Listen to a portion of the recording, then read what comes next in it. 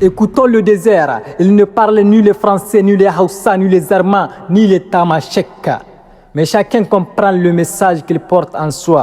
Le désert connaît nos noms, car il a vu des générations marcher avec la foi pour seule direction. Porter leurs rêves comme un trésor, leur courage comme une protection. Ici, le soleil frappe fort, mais ne frappe jamais nos ambitions. Le vent soulève la poussière, mais jamais nos convictions.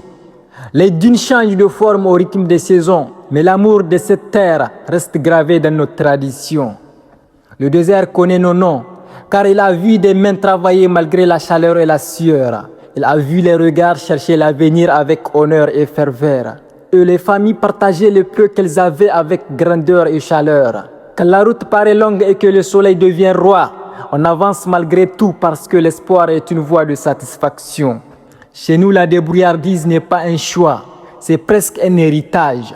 Un savoir transmis sans diplôme, sans livre, sans apprentissage.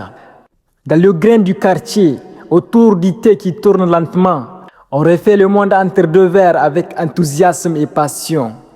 Comme si chaque discussion préparait déjà la prochaine génération. Et puis il y a notre Imoura, ce compagnon fidèle du quotidien, qui transforme les difficultés en histoires racontées avec tant de sourires et d'admiration.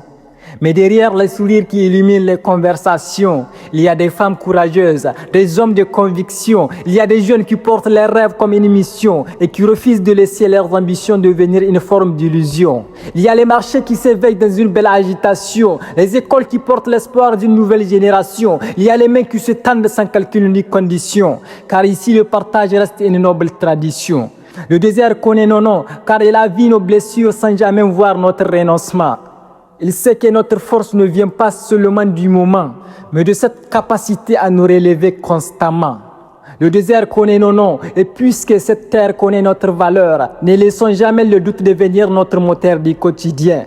Levons les yeux, avançons avec honneur et transformons chaque défi en victoire et célébration. Écoutons le désert, il ne parle ni les Français, ni les Hausa, ni les Armands, ni les Tamashek. Mais chacun comprend le message qu'il porte en soi. Il nous enseigne la patience, la persévérance et la foi. Le désert connaît nos noms, alors à nous maintenant de faire rayonner et résonner ces noms bien au-delà de l'horizon. Car le désert, c'est notre trésor qui sublime et illumine les quotidiens de notre nation.